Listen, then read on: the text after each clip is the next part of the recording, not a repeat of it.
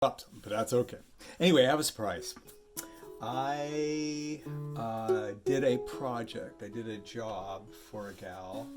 I fixed her D35, a client, um, and it turned out very well. After uh, after giving her the guitar back and her being pleased with the broken headstock, she told me about a guitar. So I asked her to. She said she had a little parlor guitar. Well, I asked her to send me some pictures, and I'd take a look at it. And a lot of times, you just expect just some random little guitars. Anyway, you normally, especially for me, doing repair and building instruments, most of the time I don't see anything unique. Sometimes I see some nice guitars, but a lot of times it does become disappointing. Anyway, she sent me some pictures, and from those pictures, although there were two and they were very, very, I don't know, you couldn't see much from, those photos. I could blow them up, but it really couldn't determine, other than the shape, the mustache bridge, and the shape of the guitar, and I knew that she did not have a parlor guitar. So I really wanted to see it. I really wanted to get my hands on it. Most luthiers would, and I want to say, please join me in this. Not only evaluating, but some restoration. I will go through my reasons why I'm not going to do a complete restoration, although I'm going to do quite a bit. But anyway, the first question was, this is a romantic 19th century guitar, or is it?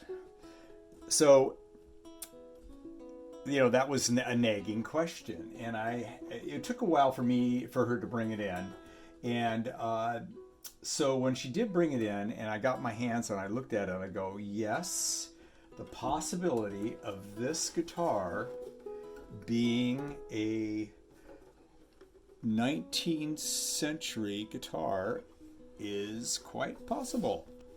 So for me, being a member of the Guild of American Luthiers and building instruments for, I don't know, going on 20 years, and repairing instruments, and I was always very impressed with the talented luthiers that have done restorations and shared all that information with us, and also shared the ethics of how you should take care of a guitar. The care and love, and something, if it is indeed this old, it deserves to be cared for. It deserves to be loved. A romantic reference, I might add. So anyway, I know I'm a wee bit silly at times. You'll have to forgive me for that. But anyway, so I looked at the guitar and that she gave me, and I said, well, I'll take it home and start my investigation. Well, I want to say that I have been doing, like I said, I've been building for quite a while, but I just build for what I want. And I also teach a class in building octave mandolins to a couple of friends, and I keep my hand in it, and I know that I stand on the shoulders of giants, and there are many, many people with a lot more information. So please, anybody who has more information or any input, I would love to hear it. And also opinions on restoration, or if you think I'm a knucklehead for doing one particular thing and not doing another, which I'll address in the next video.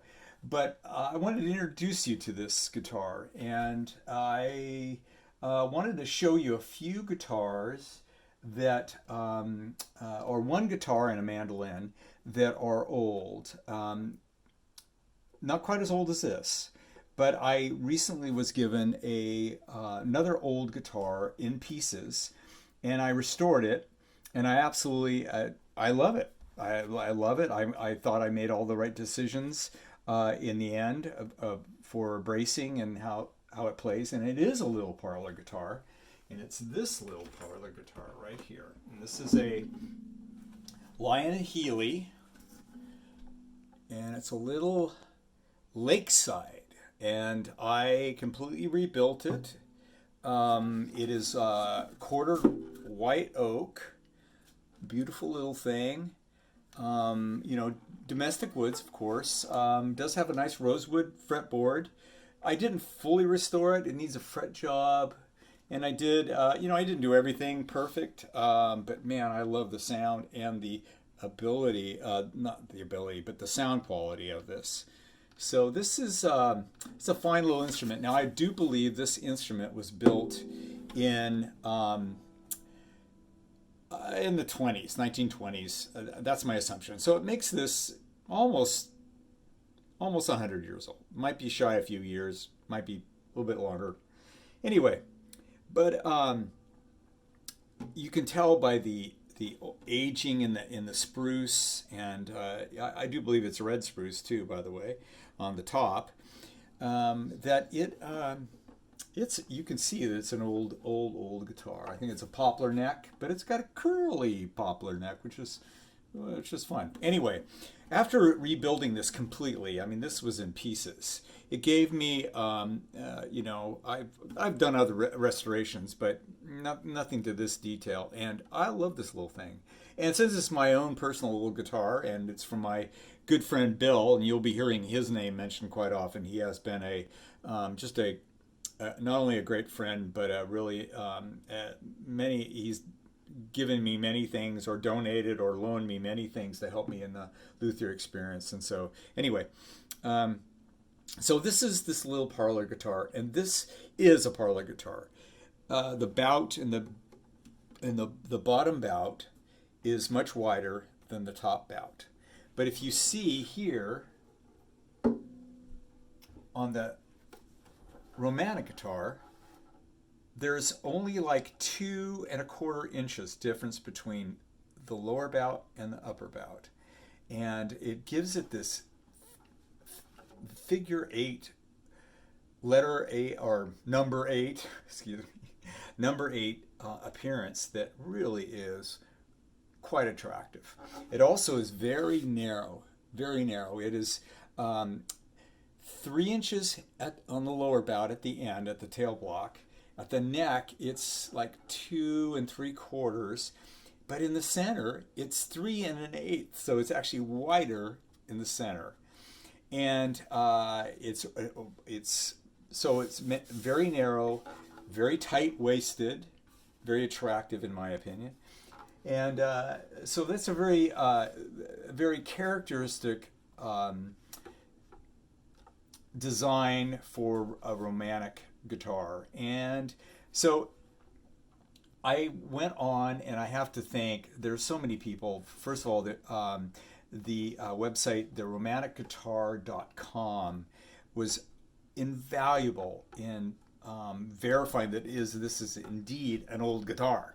Because I mean, there are people who do replicas, and they're beautiful, but there are so many reasons why I believe it is an old guitar, and I will start that pretty soon. But I do want to say that, first of all, thank you for the romanticguitar.com, invaluable source, and then the Guild of American Luthiers. What great resource, and what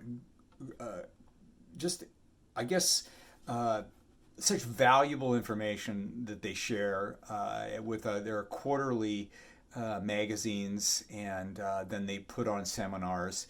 But their willingness to share information, that is, to me, that's been amazing. And a lot of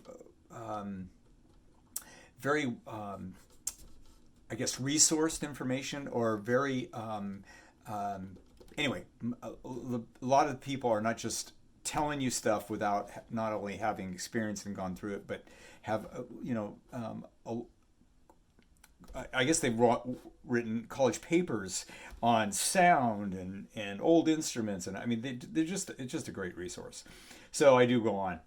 Okay, I wanted to get out that off because I am not a Jedi, as they say, but I love it. I love stringed instruments, and this guitar, as a romantic guitar, I'm in love with it. So anyway, a little hammy, but there we go.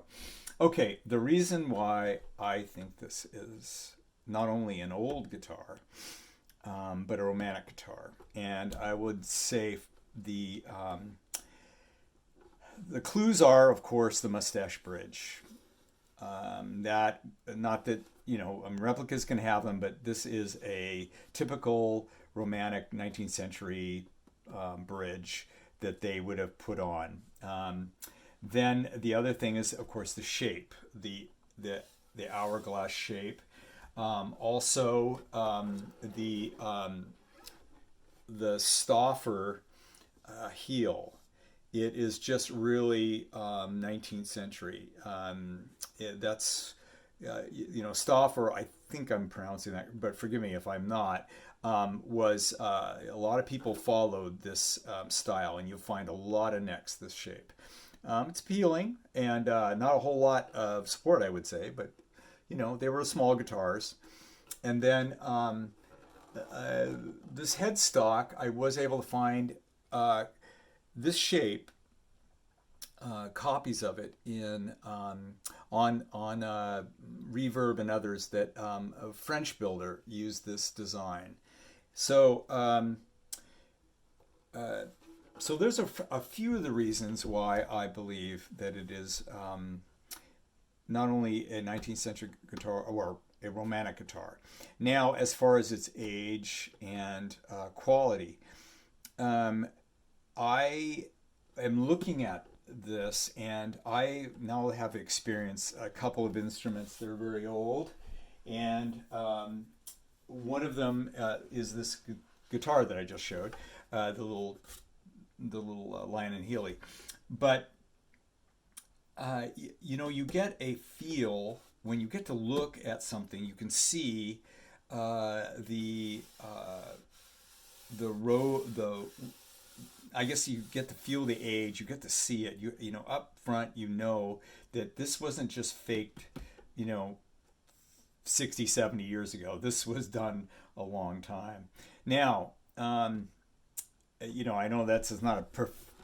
I know I have to come up with some better arguments, but there is more information, and I will bring that out as we go.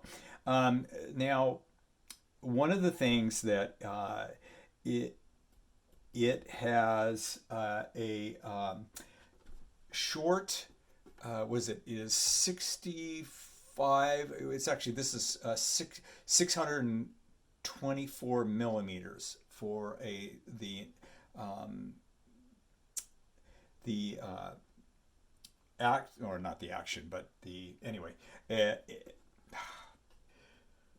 You have to forgive me. I'm not having all my information. Let's see. The scale. Yes, that's what it's called. Oh boy. Anyway, I do believe this is the original fretboard. I do believe it was. I don't know if you can see. It's probably not really easy to see, but there's chatter, plain chatter, on the upper top of the neck, and then here in the lower area of the neck, and right up here where all this is rosewood. Yes, and it comes down here. I believe that this neck was made fast, although it was made out of rosewood, but they didn't care if their plane was not sharpened. They didn't bother sanding it, and they did raise it, but they didn't sound out all the chatter. So for one, it tells me that was an inexpensive instrument. Two, they didn't use rosewood on the bridge. They used it appears to be either a beech or a fruit wood, some hard, fairly hard wood for the bridge. Not, they didn't choose any, you know, um, I don't know, really hard dense wood would have been a bit better choice in my mind. But uh, then also the saddle is just a fret, which is verified that that's what was used. But it's inexpensive. It's not ivory. It's not it's not bone, which would have been maybe a better choice. I don't know, but so it is just fret wire. Then the okay, so the fret wire and the fret wire that on all the frets is I've never seen. I've dealt with some old instruments. I dealt with some old fret wire, but I've never seen anything like this. If you get a close up, and I'll have to put some B-roll in of the frets, but they are they're unique. There is a tang, but it's not much of a tang, and it almost gives it a little like a heart shape when you look at it from the side. When the cross-cut view, it looks like a little heart. So a lot of difference than the modern frets. Although these are more modern than, say, tying the strings or whatever else they had used before. The nut is ebony, and of course there's a chip off up on the nut here. But all this speaks to me as that it was never a real expensive instrument. The use of the wood and the back, I do believe is maple now. I don't believe it's pear wood. I do believe it's maple. I will refinish it, and by refinishing it, I will know more what what kind of wood. When I start smelling, usually it gives a fragrance.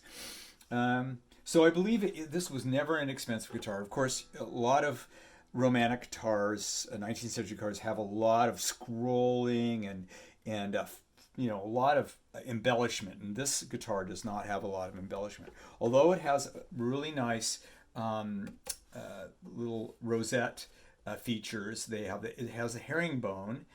But it's the wood herringbone, obviously, not the real herringbones, which apparently was used in the early 18th century. But so it's got some nice detail, and it's just got a bunch of the binding on the top has some just it looks like rosewood, and it probably in another light colored wood, all bound together, and it's attractive. But now they didn't bind the back, so it's kind of that's sometimes an indication of inexpensive. There's no cap, as far as I can tell, on the heel, so anyway. There's a few other things, but I would say that the wood, it looks like it's some type of, poplar or fruit wood neck, and I do believe that this is the only finish left on the guitar. It was. I'll go into that in the next video, but this is the only black. I do believe this is the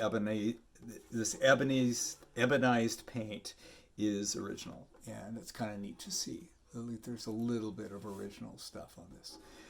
Another thing to point out that it was made quickly and inexpensive is that if you look at the fret dots, I don't know if you can see, but if you sight off the string, you can see how off the 12th fret dot is. Obviously they didn't care, and it looks original to me. Looking at it, that's that's what I can conclude. Anyway, thank you. This is the first video. It's a little rough, and forgive the roughness, but I hope you can join me in more discussion on this and then the work. And I appreciate any comments to put down below, and I'll try to get to them. And thank you very much. I hope you join me next time. Thank you. Bye.